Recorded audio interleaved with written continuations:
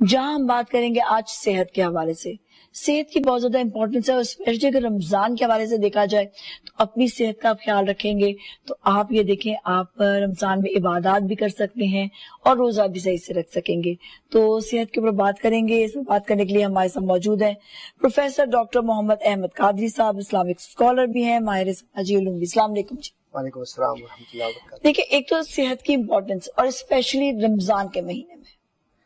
رمضان اور صحت یہ ایک دوسرے کے ساتھ لازم و ملزوم ہے، ایک دوسرے کے ساتھ جڑے ہوئے ہیں۔ اور رمضان تو روحانی بیماریوں سے بھی نجات دیتا ہے، جسمانی بیماریوں سے بھی نجات دیتا ہے۔ بے شک اس میں ہمارا جو روٹین ہوتا ہے، ہم جن غذاؤں سے بیمار ہوتے ہیں رمضان ان غذاؤں سے روک دیتا ہے، اور اگر ہم نہ رکے تو ہمیں خود احساس ہو جاتا ہے کہ پھر ہم نے رمضان کا فائدہ نہیں اٹھایا۔ یہ تو ظاہری غذاؤں کی بات ہو رہی ہے، لیکن باطنی غذائیں اس میں کیا ملتی ہے؟ قرآن کریم کی جب آپ تلاوت کرتے ہیں تو آپ کے جسم کی بیماریاں ختم ہوتی ہیں، کیونکہ یہ ذکر اللہ ہے، اللہ کا ذکر ہے۔ اور قرآن نے فرمایا نا کہ یاد رکھو، آگاہ ہو جاؤ کہ اللہ کے ذکر سے ہی سکون ملتا ہے۔ تو اب جو لوگ پریشان رہتے ہیں، ذہنی طور پر دباؤ میں رہتے ہیں، تو ان کا علاج بھی رمضان مبارک اور قرآن کریم کی تلاوت ہے۔ اور پھر رمضان میں ہی نمازوں سے بھی ماشاءاللہ انسان جڑ جاتا ہے۔ اور بہت سارے لوگ ایسے جو اپنے عام زندگی میں نمازوں کی قدر نہیں کرتے، وقت گزر جاتے ہیں لیکن نمازیں نہیں پڑھتے، تو قدر نہ کرنا ہوا یہ تو رمضان قدر بھی سکھاتا ہے اور پھر اس کی برکت بھی ملتی ہے۔ سب سے بڑی بات یہ کہ جو صحت ہے اس کو قرآن کریم اور احادیث نے بہت اہمیت دی ہے، اور پاکیزہ ذہن جسم کی صحت کو برکتوں کے ساتھ محفوظ رکھتا ہے، اور ناپاک خیالات اور ناپاک سوچ انسان کو کفر کی طرف، شرک کی طرف، نفرتوں کی طرف، حسد کی طرف اور لوگوں سے چیٹنگ کی طرف لے جاتا ہے۔ تو یہ انسان کے اندر کی جو فیلنگز ہوتی ہیں رمضان اس کو پاک کرتا ہے۔ ایک شاور ہوتا ہے اس طرح کا بڑا خوبصورت قسم کا کہ اے مومن، تو نے جو ہمیں یاد کیا ہے اور جو تو نے ہمیں پکارا ہے، تو تجھے ہم نے ایسا پاکیزہ مہینہ دے دیا ہے کہ ایک دن نہیں بلکہ پورے 30 دن یا 29 دن تو ہمارے سامنے سجود رہے، اور پھر اس کے بعد زندگی اسی طرح سجدے میں گزار دے، تو تیرے ہر سجدے کے عوض تجھے ہم ایک ایک پل میں ہر برکت سے نوازیں گے۔ اتنی اچھی بات آپ نے لوگوں کے سامنے پیش کی۔ ایک تو انسان کی ذہنی بیماری، ٹھیک ہے، تو ہمیں جو اپنے آپ کو صحت مند رکھنا ہے وہ ذہنی طور سے بھی صحت مند بالکل اصل یہی ہے جی۔ اصل میں ذہن جو ہے نا یہ عجیب مشینری ہے، اور ذہن انسان کو بیمار کرتا ہے اور ذہن انسان کو خوش رکھتا ہے۔ اور ذہن کا سب سے بڑا کام یہ ہے کہ جب آپ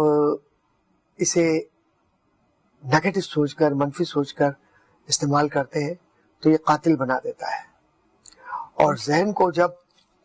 آپ مثبت طور پہ لے کر چل رہے ہوتے ہیں اور اس کو کمانڈ اور کنٹرول کے ذریعے صحیح کمانڈ دیتے ہیں، تو پھر یہ قاتل نہیں عابد بنا دیتا ہے، زاہد بنا دیتا ہے، پارسا بنا دیتا ہے، اللہ والا بنا دیتا ہے، اللہ کا دوست بنا دیتا ہے، صالحین میں آپ آ جاتے ہیں۔ تو یہ جسم بھی ہوتا ہے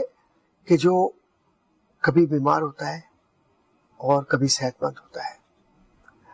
حضور اکرم صلی اللہ علیہ وآلہ وسلم کے پاس جو ظاہری بیماری کے لوگ آتے تھے، تو ایک بچہ لایا گیا حضور کی بارگاہ میں، اور ان کے والدہ نے یہ کہا کہ چھوٹا سا بچہ ہے، اس کے سر میں درد بہت رہتا ہے۔ تو رسول اکرم صلی اللہ علیہ وآلہ وسلم نے بڑی محبت کے ساتھ اس کے سر پر ایسے ہاتھ رکھ کر پھیر دیا، یوں کر کے وہ انگلیاں، سبحان اللہ، نورانی انگلیاں۔ وہ صحابی جب بچوں کے پاس سے گزر رہے تھے، لوگوں کے پاس سے گزر رہے تھے، تو کسی نے کہا کہ بڑی عجیب بات ہے جو ہم آپ سے پوچھنا چاہتے ہیں کہ آپ کے پورے سر کے بال سفید ہیں، یہ اتنے بال کالے کیوں ہیں؟ تو کہا کہ ایک دفعہ میں بیماری کی حالت میں میری ماں مجھے حضور صلی اللہ علیہ وآلہ وسلم کے پاس لے گئی اور میرے سر میں بہت درد تھا، تو رسول اکرم صلی اللہ علیہ وآلہ وسلم نے بڑی شفقت کے ساتھ اپنا ہاتھ پھیرا، تو جن جن بالوں پر حضور صلی اللہ علیہ وآلہ وسلم کا دست مبارک گیا وہ سارے بال کالے ہیں، اور بقیہ جہاں جہاں نہیں گیا وہ سارے بال سفید ہو چکے ہیں۔ تو کتنی برکت والا ہاتھ تھا، تو بیماری کیا رکے گی؟ جہاں کیونکہ حضور کو تو یہ پتا تھا کہ سر کے کس حصے میں درد ہوتا ہے اور کہاں سے ہوتا ہے، تو اس لیے حضور نے یہاں پیشانی اور دونوں آنکھوں کے بیچ سے، تو اسی لیے علماء نے یہ لکھا ہے کہ جب سر کا درد ہو تو آپ الحمد شریف پڑھتے جائیے اور سر پر اس طریقے سے 3 بار اس طرح کر کے اتار دیجیے اور وہی پانی پہ دم کر کے پی لیں تو انشاءاللہ سر کا درد ختم ہو جائے گا۔ ہماری صحت کے حوالے سے اگر آپ دیکھیں تو قرآن مجید میں بہت سی صورتیں موجود ہیں، تو میں چاہوں گی کہ آپ ضرور کوئی نہ کوئی حوالہ دیں اس حوالے سے بھی کہ صحت کے لیے جو دعائیں ہیں جسے کہتے ہیں روحانی علاج بھی ہوتا ہے، جی ہاں، وہ بھی کر سکیں۔ بہت اچھا آپ کا بنیادی سوال ہے، اور ہمارے بہن بھائی میرا خیال ہے کہ اس بات کو اپنے ذہن میں رکھیں، اور میں ان سے خاص طور پہ اپنی بہنوں سے گزارش کروں گا کہ تجربہ یہ بتاتا ہے کہ ہماری بہنیں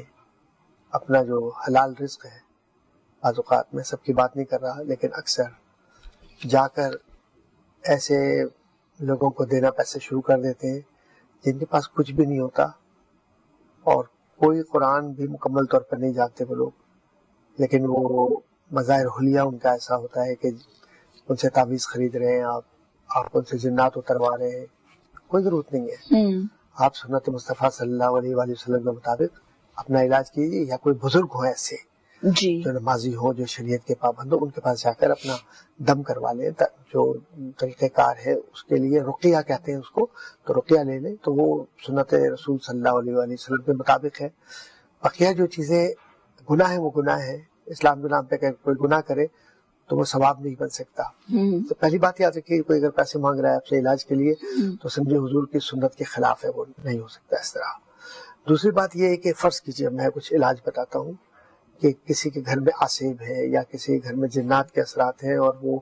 آوازیں آتی ہیں گھر میں، کبھی کبھی دیواروں پہ چھینٹے ہوتے ہیں خون کے، یا بعض اوقات ایسا ہوتا ہے کہ سوتے ہیں آپ تو آپ کو ایک چیخ کی آواز آتی ہے یا کسی کے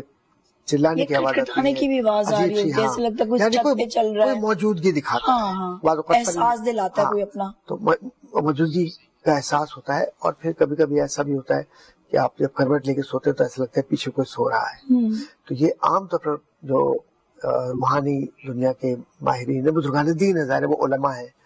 تو ان میں انہوں نے یہ لکھا ہے کہ یہ جنات کے اثرات ہوتے ہیں، جو نیگیٹو یعنی جو خبیث جن ہوتے ہیں یا کافر جن ہوتے ہیں، وہ تنگ کرتے ہیں ان لوگوں کو۔ تو اس کے لیے بہترین طریقہ یہ ہے